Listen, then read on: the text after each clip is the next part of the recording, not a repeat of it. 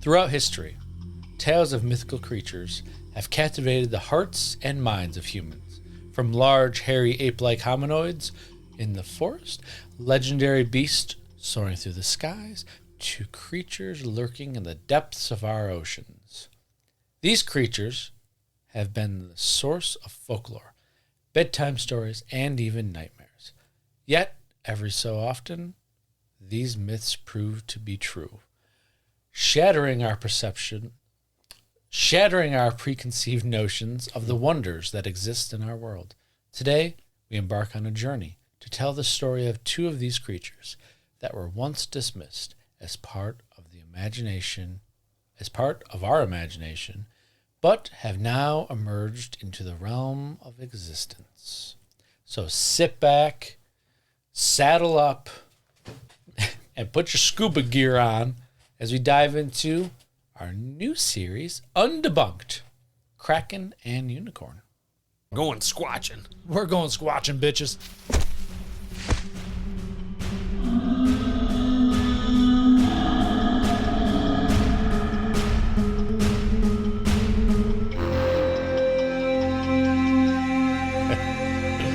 Oh, welcome back to Don't Touch My Sasquatch podcast. We are your hosts. I am Josh. I continue to be Lennon. Yeah. Well, yeah, Undebunked. We talk about shit. We talk about shit, we lay the facts, and then we spank it in the ass and say, it's a new baby boy. On the way. It's on. So, this is kind of a new one for us, folks. It's not kind of, it is a new one. So, well, you know, learning the ropes as we go. Well, let's start it off. Do it. Talk about yours first. Unicorn. Oh, what's up with the unicorn? I lost my voice. I guess so. Picture that you're walking through an open field on a beautiful sunny day, wind blowing in your face, and the scent of untouched nature fills your nostrils. Smells like shit. Oh, shit. Someone took a dump. Suddenly, you hear galloping.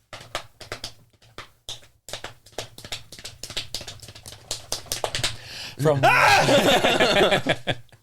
what you think are just some ordinary wild horses. But when you look over, on your right, you see the most amazing and majestic sight you have ever laid your eyes on. A herd of wild horses, with their manes flowing in the wind as they run, galloping so fast their hooves barely touch the ground. It's Donkey from Shrek 2. Oh, donkey! In the morning, I'm making waffles. As they stop to feed on some of the tall grass, you notice how the sun shines down, casting a warm glow on their coats, and then you notice it. These aren't just any ordinary wild horses. These are horses with a long horn on their head. You have just witnessed the rare unicorn. And we're not talking about the sex version of a unicorn. I didn't go there, so that's weird. Well, I saw it in your eyes. You were thinking sex. The unicorn dates back to around 2000 BC, where they were the most common image on the soapstone stamp seals of the Indus Valley civilization. Its body resembles more of a cow than a horse, and its horn curves forward and then up at the tip. Oh. The animal is always in the profile in Indus seals, and you may be saying it's just a profile of an animal with two horns, with one horn hiding the other. Okay. This is disproved, though, by a much smaller number of small terracotta unicorns and the profile depictions of bulls, where both horns are clearly shown. It is thought the unicorn was a symbol of the powerful clan or merchant community, but may also have had some religious significations that I don't get into, so I don't know why I said it like I was teasing something. In medieval times, the unicorn became associated with purity and grace, something I don't have. Either. I don't have either. It's all gone. I don't drink, do drugs, smoke, or do anything, but my purity is Gone. Dunzo. It was believed that it was believed that only a virgin could capture a unicorn because of a virgin's purity. Oh. The unicorn was also believed to have healing powers. Its horn was thought to have the ability to purify water, heal sicknesses, and detect poison by sweating if you have a poisonous drink in your cup. Oh, okay. Yes, sir. So the first written description of a unicorn-like animal came in 400 BCE. What? I'm just thinking the unicorn sweat. Well, I got nothing. First written account by a Greek historian named...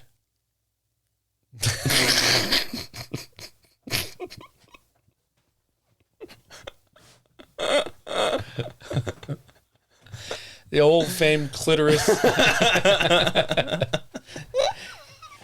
Yeah. That's what I was laughing. It took a second. It erased clitoris. I don't know how to say his name is the also the part. It's Stysius. Okay. I'm going to go Stysius.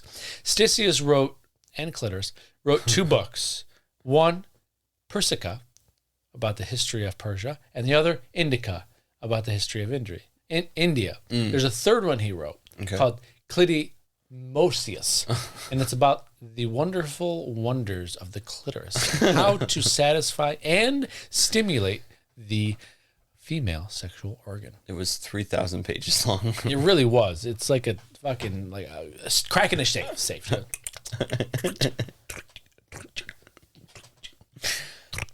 Ah, God damn it! It busted me. Squirt me in the face. Nice.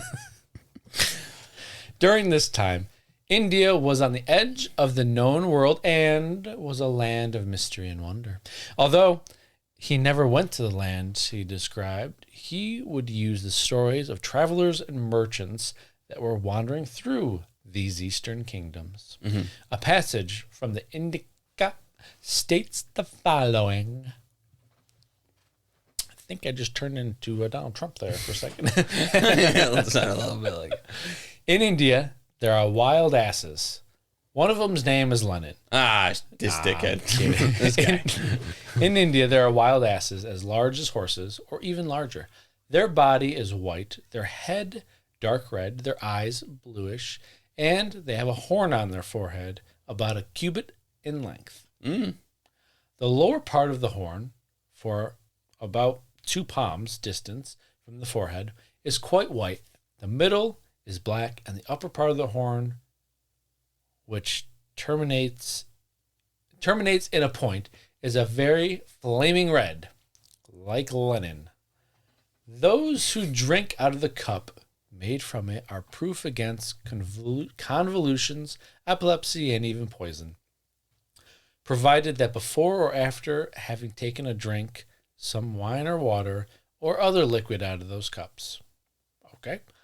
The domestic and wild asses of other countries and all other solid hoofed animals have neither hucklebones nor gallbladders. Hucklebones? I don't know what that is. The funk's a hucklebone. It's a huckle and a bone. Great. I don't know. Good stuff. Their hucklebones is the most beautiful that I have seen. Like that of an ox in size and appearance, it is as heavy as lead and the color of cinnabar all through. Color of cinnamon. And delicious. Hucklebones. Yes, tell me them. Girls' fashion design to inspire design. I don't think that's it. No, that's hucklebones. Hucklebones. Donkey. Asses. Hucklebones donkey. Hucklebone asses.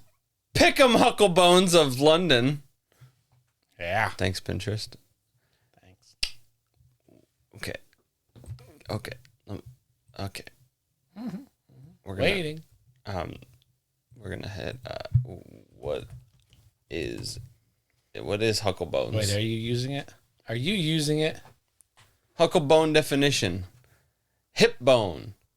Oh, why don't you just say fucking hip bone? So this guy loves the wild ass's hip bones, huh? No, lots of curvy. You like an ass hip bone. Somewhere in there. These animals are very strong and swift. Neither the horse nor any other animal can overtake them. At first, they run slowly, but the longer they run, their pace increases wonderfully and becomes faster and faster. There is only one way of catching them. When they take their young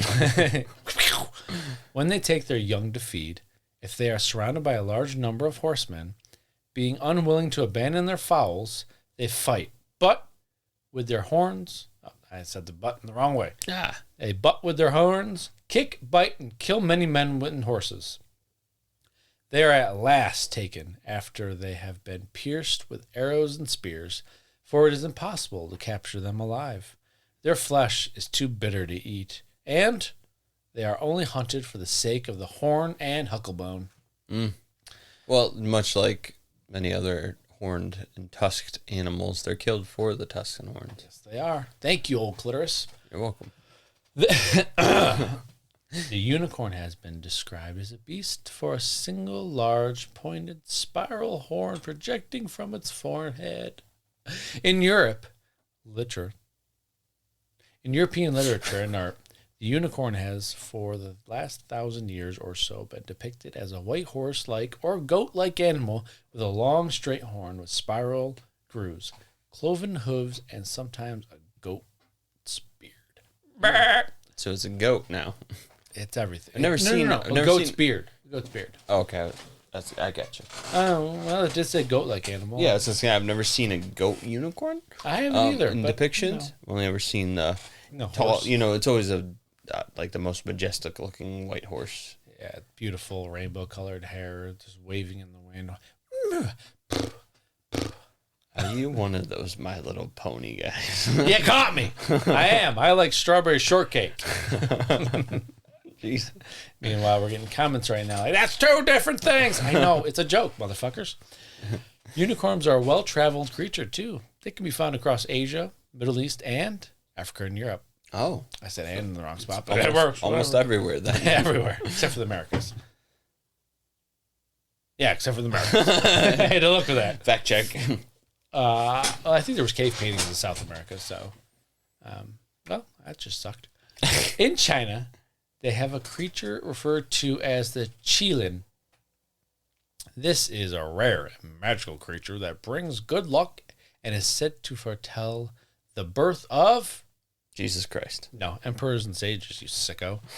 Described as having the body of a deer, the tail of an ox, and the single horn on its forehead. Looks like, that thing sounds like it looks fucked up. You throw a bunch of different animals in a meat grinder and see what comes out. That's it. That's what we got. A deer, ox, horn. And a horn. Deer, ox, horn. We're going to call it the qilin. The qilin was a gentle creature that took care not to walk on grass or flowers. It's a very thoughtful animal. How does it walk? That's a good question. It only walks on roads and sidewalks. Forest, maybe? If there's no grass? I don't know. Weird stuff. Though it tried not to harm any living thing, some stories say that the qilin could produce fire to defend itself when threatened. Where's the fire coming out of? Its asshole. Couldn't find it. Probably it had some of the bomb. Fire it all! It was defeated. In the Middle East, the Shadhavar is a Muslim version of the unicorn that has unique capabilities. The creature has a single horn on its head. Yep. But it also has 42 hollow branches coming off of it. Normal. It's pretty normal. 42 hollow branches. They counted it. What's this thing called? I gotta look this shit up. Shadhavar. Shadhavar. Shadhavar. Shadhavar. Sure, Shadhavar. Well, Jesus, this thing is kind of cool looking.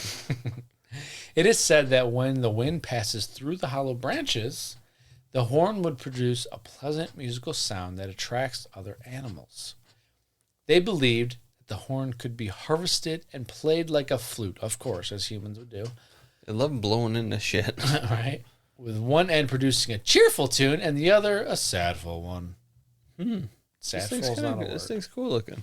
Yeah. He's a gorgeous son of a bitch. This one's kind of fucked up looking, but we'll take it. Oh, that one's called Josh.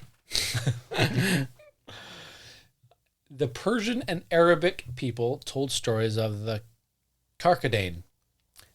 Gotta have the fucked up names, huh? Oh, yeah. This magical creature would be described as having rhino-like features in the 10th and 11th century by Persian scholars. This description would then evolve over time from them having a short curved horn to having a long straight horn. Peronis.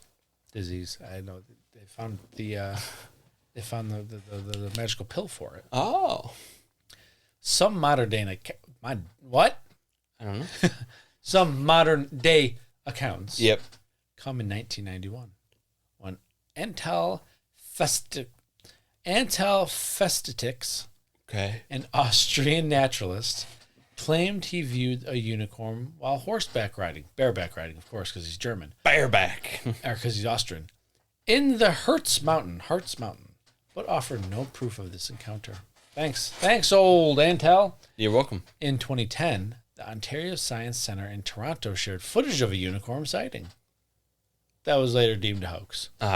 In the 17th century, Germany, there was a unicorn skeleton found.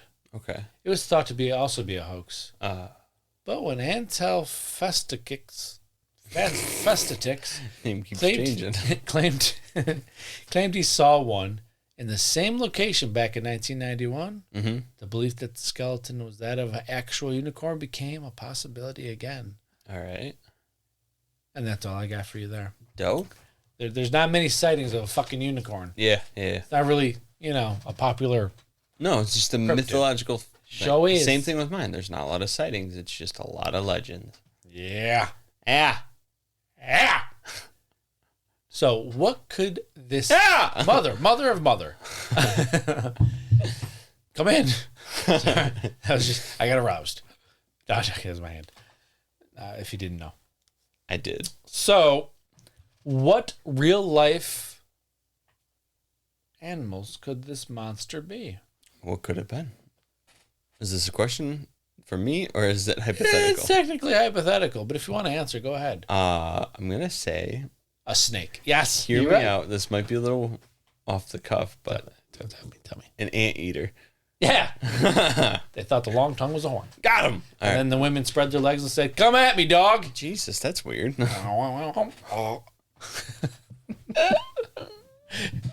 So an obvious culprit of mistaken identity would be that of the Indian rhinoceros. Okay.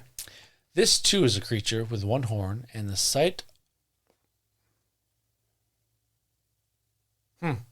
This, too, is a creature with one horn, and the sight of it, face to face, for the first time would be breathtakingly scary to even the bravest of men. Really?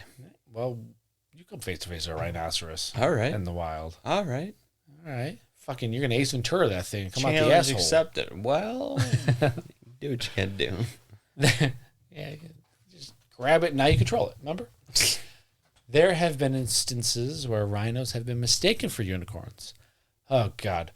The Magdeburg unicorn, also known as the Magdeburg Einhorn. Finkel is Einhorn. It's unicorn in German. Was a collection of fossils unearthed in 1663 at Schweckenberg, Germany. Okay. Schweckenberg. It sounds good. Schweckenberg, Germany. The myth could be based on the Elysiomotherium, also known as the giant unicorn, an Arusian rhinoceros native to that location. The beast was large, shaggy, with one long horn protruding from its forehead. This creature was thought to have become extinct in the prehistoric times. Exhibit B is the Saola.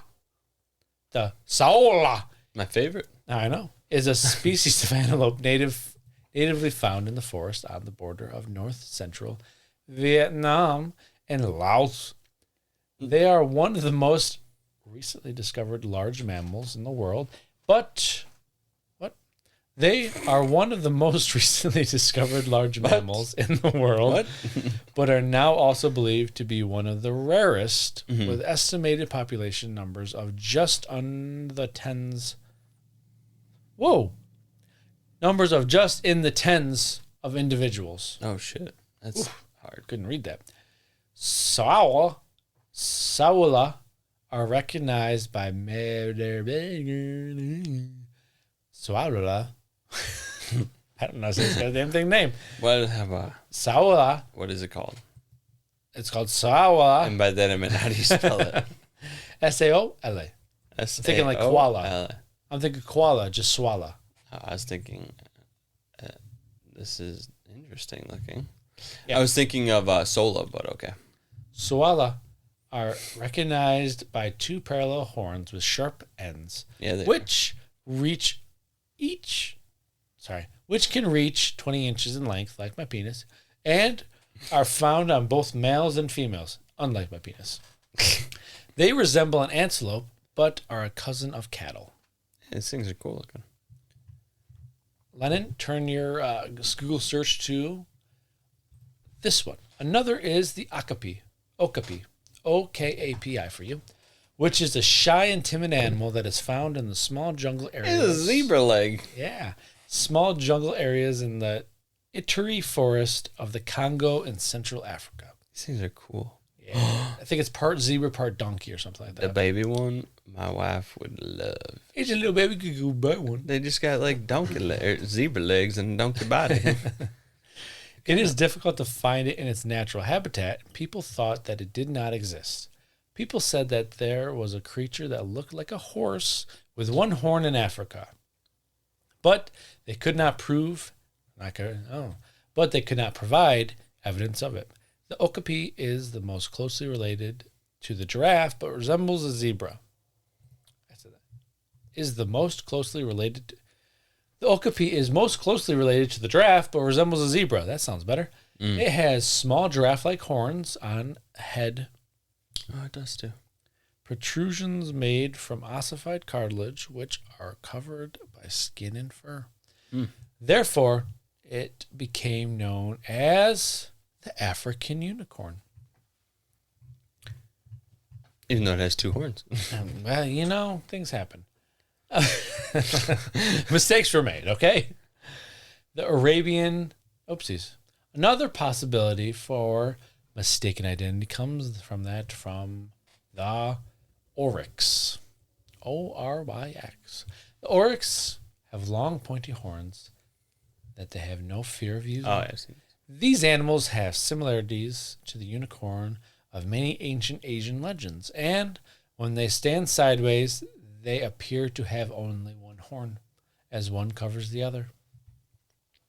Yeah, I can see that, but they're going the wrong angle. But yeah,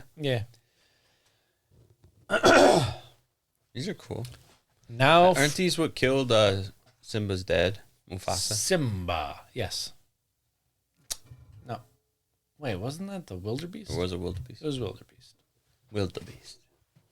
Yeah, you think Mufasa died from that? Come on, dude. All right. This one is by far my favorite. All right, I'm excited. I think you'll Yeah, it was wildebeest. In medieval and Renaissance times, because of their belief that the unicorn horn held special powers, people, most likely Vikings, would scam others by using the tusks of a narwhal. Hey, there it is. Selling it as a unicorn. Horn. Bad place to horn. I choked. Selling it as a unicorn horn. Yeah.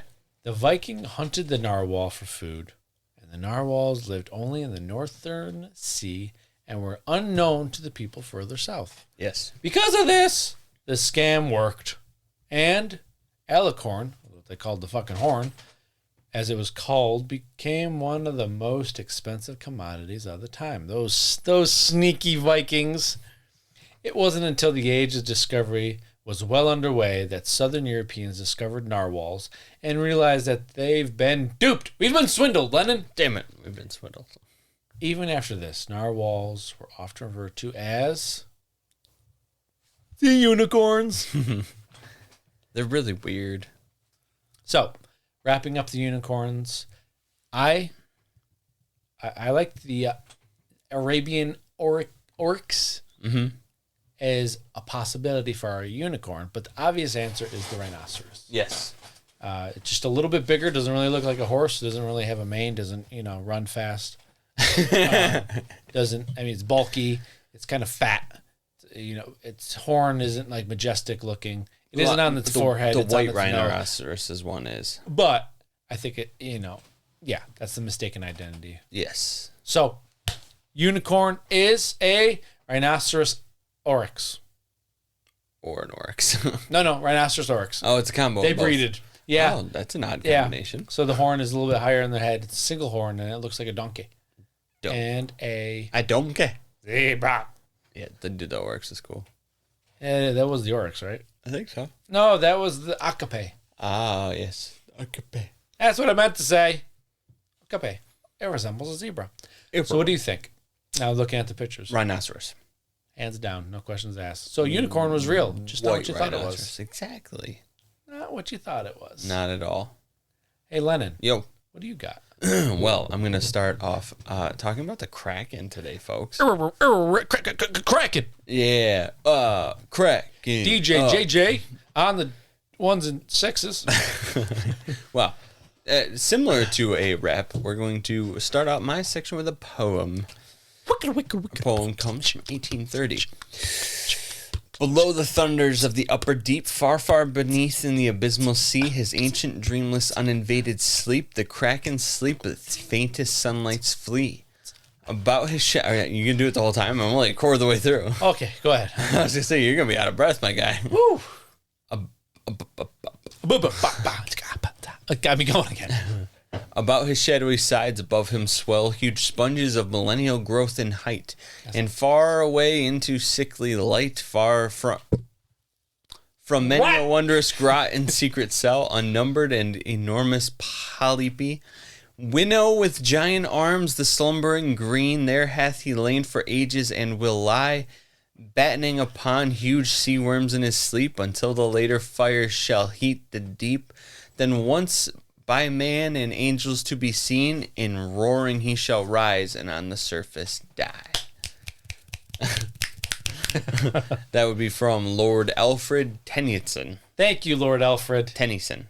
He must have been Batman's trustest of advisors. Yes, indeed.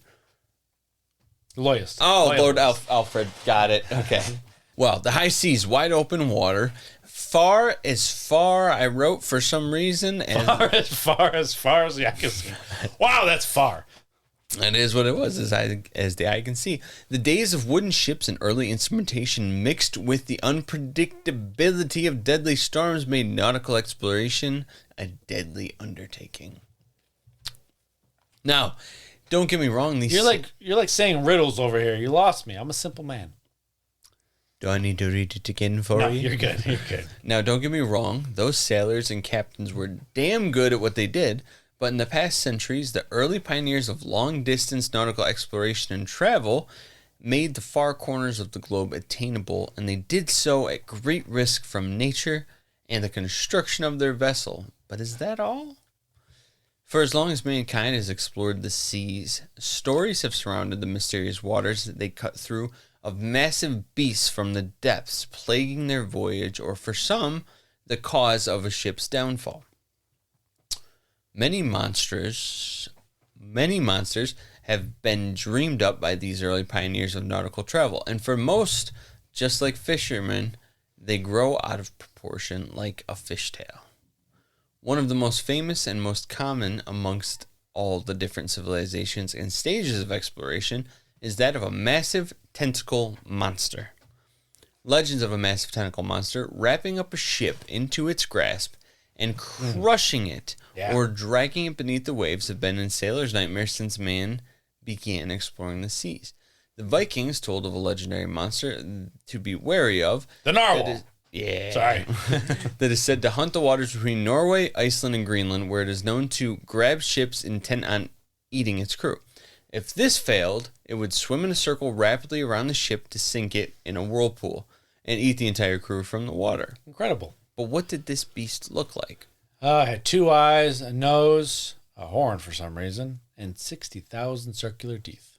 And tentacles! A pig nose. Lennon, release the Kraken. Over the centuries, many different legends and stories have come about. I thought of a bad joke. Have come about during this. Over the centuries, many different legends and stories have come about describing the sea monster with many different names. But one thing is common amongst all of them. It has massive tentacles it uses to grab hold of people or ships themselves. Art depicting the beast shows it has massive eyes to fit its large-scale body and a massive head from which the tentacles protrude from. Yeah. Yeah. I can relate to that. Who's that? Yeah. Oh, shit. Oh, fuck. This is so good. What's that? So good. Oh. Sorry, I didn't know what you're talking about. As Lardass would say. That bitch had nothing on me. Fuck. As large as an island and an appetite that follows, the Kraken has long been a staple of maritime lore. Oh, that means boats. Wow. Yes, it does. You're good at this. Yeah. Hit him with the facts. Oh, fuck. Well, some are lucky to escape with their lives. Others merely spot the monster swimming through the water below. And others witness ships within their sailing party taken down by these beasts, according to legends. Oh, the Titanic was one of them. No. Nope, not at all. If you want to know what happened to the Titanic, go watch Titanic. All right. Episode. All right. Let's look at some historical accounts. Let's do it. Hey, let's do it. Nordic legends. Yeah. Some of the earliest accounts of the Kraken can be traced back to Viking lore. Mm-hmm. In 1180 AD, King Sverre of Norway... Oh, he sounds important. wrote about some many sea monsters. Whoa.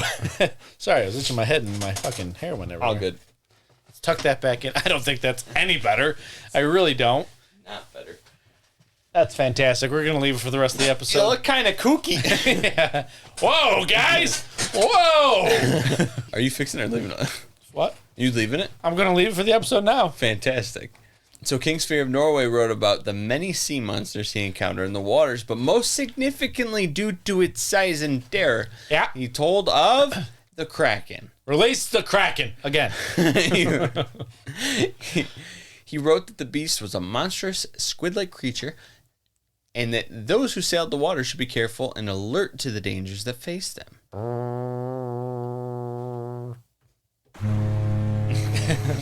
I don't think they had those type of horns back then. But No. I think it was just a guy with a peg leg up there on the what the fuck's that thing called? Crow's nest. Crow's nest. Thank you. Yeah, Oh God! Viking one-eyed Willie up there, fucking doing noises again. Viking longboats were different, but yes, I'll accept it. Oh, I'm right. There's those things that they stood in front of that they said, "Hey, could we just go back to your story because I don't know what I'm talking about." Great. Another Viking encounter appears in the Icelandic saga Orvar Order. Oh, From Orc and Orvar. From the 13th century. The saga tells the account of two different krakens, Hafgufa, Sea Mist, and the Lingbakker, Heatherback. Norwegian educational work, Konungs. Oh, I thought I had the fucked up words. Konungs. This is a conundrum. Gugska. In it is told about the habits and danger to watch out for when dealing with the beasts. It is described that Sith style, there could only be two. This was due to the feeding habits necessary for a creature of that scale's survival. Sith style, not Highlander style. There can only be one. Yes, no, there can only be two. There's simply not enough food, and they could not reproduce. There's not enough food for them to survive. For more than two to survive. If they can't reproduce, I don't know. See, this the Konungs Skugska, the conundrum, is a Norwegian educational book. Yeah. So what kind of fucking education are they doing? Well, they're teaching about this. This is also the same book that we learn of the way of which it feasts upon us tiny humans. grabbing them and their vessel, or when all odds fails, create a whirlpool and drag them into their turf. Yes. Yeah. One of the more, moving on from that, one of the most detailed descriptions of the creature comes from a Danish historian in 1755 named Erik Pontoppidan. Or Eric von Liechtenstein. Erik Pontoppidan. In his book, Natural History of Norway. In his book, he paints a picture of the beast from history's accounts of the beast among sailors. He describes the beast as a round, flat, and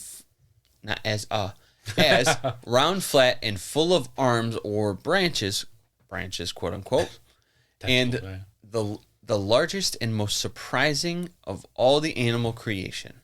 This comes from talking with several fishermen who heed warning of sailing out more than a few miles to sea from the Norwegian coastline, lest you fall victim to the deadly Kraken. No! In his book, he describes it as such. Here and there, a larger rising is observed like sandbanks, on which various kinds of small fishes are seen continuously leaping about till they roll off into the water from the sides of it. At last, several bright points or horns appear, which grow thicker and thicker the higher they rise above the surface of the water. Oh, shit. And sometimes they stand up as high and as large as the masts of mid-sized vessels. Oh. So it's more so described as a sandbar island type deal. Oh, really? Mm-hmm. Interesting. The Kraken is said by Pontoppidan I like that name. To feast on fish to survive, because humans are harder to come by and the natural sea life is all around it. Gotcha. He said that the Kraken emits a kind of foul stench that sailors recognize as the scent of the Kraken in its close proximity. But this stench isn't a warning sign, no, it isn't, but more so a lure. It just had some gas. You read my notes. The scent it gives off does not come from its natural foul odor, but from their ass or scent glands. But from its shit, which it uses to draw in fish as bait. Its ass or... Usually you just ignore the words I write. That fit really well, though.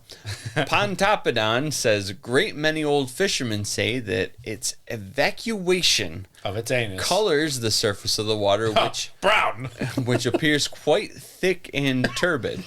Turbid. What is turbid? I couldn't tell you. Okay. The muddiness is said to be so agreeable to the smell or taste of other fishes, or to both, that they gather together from all parts to it, and keep for that purpose directly over the Kraken. He then opens his arms or horns, seizes and swallows his welcome guests, and converts them, after due time, by digestion, into a bait for other fish of the same kind. Oh, so it's kind of like Christianity running around trying to convert everybody else into Christianity. Christians, I'm sure. I'm just fucking... Sure. I'm just trying to connect dots that aren't there. Due to the fact that fish are attracted to it in abundance, it became a deadly hunt for the fishermen to seek out the beast, as it would yield a great haul for them. Fishermen definitely looked out for the Kraken signs to fish around. And the smelly, muddy muck. The legend of the Kraken over the centuries was so prominent that in 1735, in the first edition of his book, Systema Naturae, Swedish botanist, physician, and zoologist Carolus Linus even added the monster to it. The Systema Naturae is a taxonic classification of living organisms on our planet. Within the book, Linus... Don't mind me. It's okay. Within the book, Linus classified the Kraken as a cephalopod, giving it the scientific name of Microcosmus marinus. What did Charlie Brown think? He didn't. The Kraken was later omitted from in any future editions of the book, but, however, in Fauna Suekica, I think this is fun. From 1746, Linus described it again as a unique monster that is said to inhabit the seas of Norway, but I have not seen this animal. Oh. So, the book I didn't know if you followed with that part. The book was a classification system of all living life on the planet. He added that Kraken into it. So But he did not see the animal. he did not see the animal. The real-life monster. Oh. While this monster has a vast legend that follows it, the true story behind the beast is actually not far off. The Kraken has grown in scale and size and terror with every story told about it over the centuries, but the witnesses of the beast were actually observing something that we rarely see to this day, only further proving the elusiveness of the beast. It's kind of like the game Telephone where it just Grows. changes. Changes and grows, yes. The real origin of the Kraken is the giant squid. Ah, I thought it was Aunt Mildred. No, she's off doing whatever it was we talked about last. While the real giant... Nope. Giant squid? Yeah. While the giant squid is not, in fact, the size of an island, it does, however, reach the incredible size of over 40 feet long. It's incredible. Seriously. If one was seen near the surface, or at the very least its tentacles, this would definitely be the ignition source for the legends of a massive tentacle beast in the water, ready to drag a sailor from its ship, and then the story spirals from there. No pun intended, though. Spirals. Right in the no mouth. pun Pun intended, I said. But the muddy waters, too. Well, it's not shit. The cephalopod family is known to produce and expel an ink as self-defense mechanism. Damn right they do. And if one was ensnared in a net while fishing, it would most likely eject this ink, and the sailor would believe that the Kraken was nearby. Yeah. But giant squid live deep in the water and are rarely ever seen. Most of the time, they're only ever seen on the surface after they have died or washed up. It wasn't until 2006 that a living giant squid was finally filmed. Yes. Researchers hung bait deep down in the water below their boat off of the Ogasawara Islands. Gotta give you the hard ones to say. I guess so. This was off coast of Japan. They were attempting to catch one and succeeded. They hooked and pulled up to the surface a 24-foot giant squid, showing the whole world a living monster of fabled legend. 24 feet. And that's a smaller one. Yeah. Yeah. The giant squid matches the descriptions too. It has 2 large eyes, a funnel or a siphon, 8 long tentacles, each lined with 2-inch wide sharp-toothed suckers, and they have a beak for a mouth. They use their 2 feeding tentacles, which are much longer than their other 6, to shoot out up to 33 feet away to grab their prey in their unforgiving grasp and pull them in. Yeah. Yeah. Yeah. Yeah, that's what I do too. When I see something I like, I just Shoot your tentacles out and grab it. too. Pull it right in. Give it a big old bear hug. Once pulled in close, the beak slices up the prey into manageable bite-sized snacks for it to devour. Most notably of the giant squid, second only to its tentacles, are its 2 massive eyes. The giant squid's eyes are the size of dinner plates, at Jesus. 1 foot in diameter. That's a damn eye right It's there. a big fucking eye, but a nice fucking fish. Sure is a nice fish. Yeah. Don't want that. Don't want to come eye to eye with that thing. Its eye is bigger than our fucking heads. Yeah. The giant squid's brain is actually shaped like a donut, with its esophagus running straight through the center of it. Proportionally to its body, it is actually quite small, but still very complex. Because of the difficulty in its study, we were limited to only examining dead, bloated carcasses that washed ashore, or turned up in a net. The bloating would make accurate scaling difficult, or they would be missing tentacles from predators or natural decay. So a new method was conjured up to gauge their size off of their beaks, which commonly remained intact. The beaks of giant squids are also very often found within the stomachs of dead whales, giving us even more of a chance to study them. Sperm whales, right? Yes. Because they're mortal enemies. Yes, because the sperm whales are wash up on shore dead more than, you know what I'm saying. Have you seen some of the battle wounds? Yes, I will. I was about to talk about that in a few minutes. No, I'm not getting in depth on it, but Get in depth. because of this new method, researchers now believe that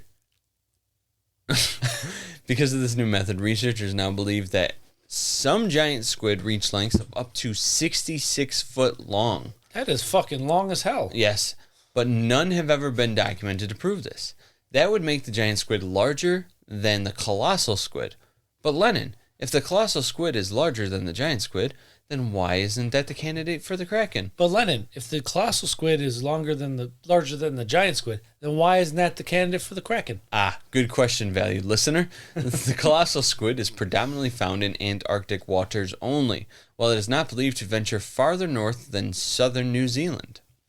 Giant squid are believed to troll the waters worldwide based off of the shores they wash up on. Nice. Which proves that it was as far north as what the Vikings have seen. Their massive eyes help them to absorb as much light in the dark depths of the ocean to feast on deep water fish, small fish that amass in schools, and even other giant squid based off the contents of some dead one's stomachs. Oh. So they're cannibalistic. They eat each other. Yes. But besides other giant squid, sperm whales seem to be a very common predator of these creatures. The beaks found within their stomachs tell the tale, but so too do the scratches and battle wounds that are seen on these whales as proof of the battles below. Below who? Me. Sorry.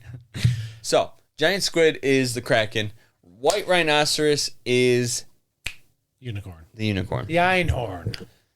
The point we are trying to prove here is that there is truth to some of these legends, and while something may seem far-fetched and hard to believe at first, they actually exist and are living creatures on our planet. Now, of course, as seen here, they can be blown out of proportion, like the amount of horns that the unicorn actually had, or the scale of the giant squid. But witnessed at the time, which came as a surprise to sailors. What is this picture? Sorry, it wasn't what it was supposed to be. Okay. I don't know. Oh, that's because it's a video. I'm sorry. I was like, it's a video of a giant squid, but I thought it was just a screenshot. My bad. Oh, good. But so too was the scale of the giant squid, which was witnessed by sailors at the time.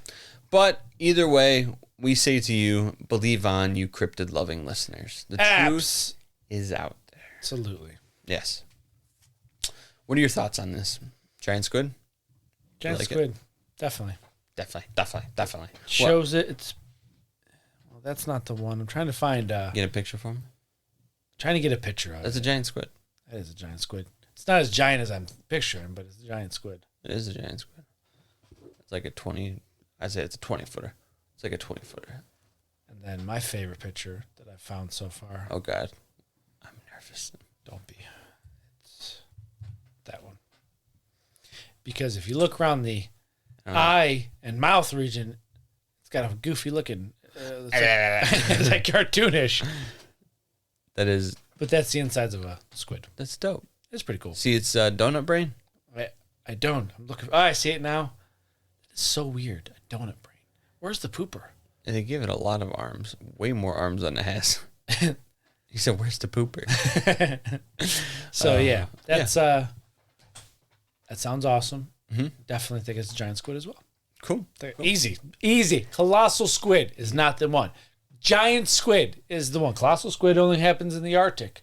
Or is it Antarctic? Antarctic. Yeah. Get it right, Lennon. Those things are those are wide boys. Yeah, what? I've never seen one. A giant squid is long. Mm-hmm. Colossal squid are wide. They're thick. They're thick. Yeah.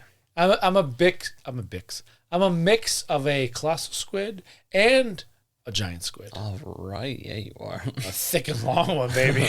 Yeah. Gross. That's not what I was thinking. I'm talking about my height, you fucktard. Thank God. Well, on that note, that's your line, but I said it. Ladies and gentlemen, Squatches. On that note, Maestro, hit us with our motherfucking outro. And cryptid-loving theorists today. Oh, yeah. Thank you all so much for listening to this week's episode. If you would like to reach out to us and let us know your thoughts or opinions, you can do so by finding us on Instagram, Reddit, Facebook, and on our YouTube channel. Or you can just call us at 724. Great. Hit the subscribe button for auto downloads to listen first thing every Monday morning, because you need us in your ear holes on your drive-in or whenever. Yeah. Thank you all. Yeah. I always say it wrong. Thank you to all of our Patreon members to help keep this podcast a reality. We're grateful for your continued support. If you haven't yet become a member and would like to support us, head to our Patreon. Or if you're feeling a little classy, saucy, and whatever the hell that was. Well, you weren't giving me the other side of the heart, so I just said fuck it. Oh, it's too late now. It's over. Alrighty. The moment passed. Check out our merch selection on our website to visually show your support to your friends and family. Yeah. Drop us a 5-star rating and write us a review. Tell us what you love and how you are enjoying the show. Share us on your socials and tell your cryptid-loving friends and family about us. Subscribe, hit the bell, and like the videos on YouTube. This all helps us to grow and bring you even more great content for you to enjoy. Yeah. Join us next Monday for our next incredible episode. You may rate us, review us, but remember to always stay curious, be vigilant, and don't touch my Sasquatch. Don't do it. For some reason, he's sitting on a unicorn head. Oh. Hey, God. Peace? See? Weird. Yeah, he's riding saying, hi, oh, Silver, I'm gay.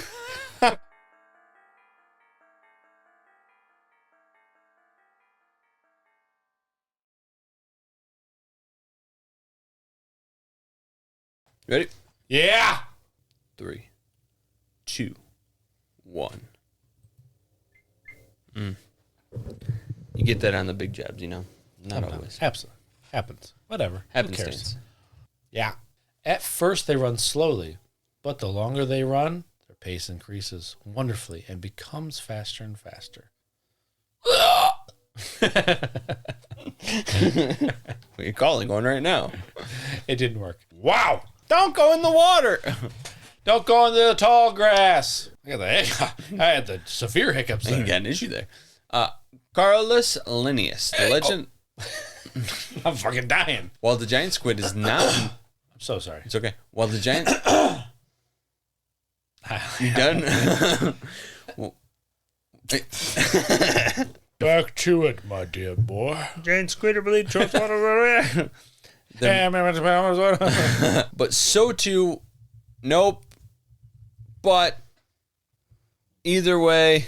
Anyways, Your count is time. we're going to get this one landing. 3, 2, 1, now.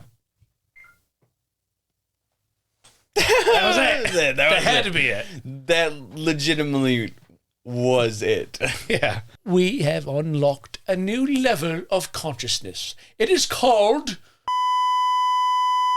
And that is how you gain that.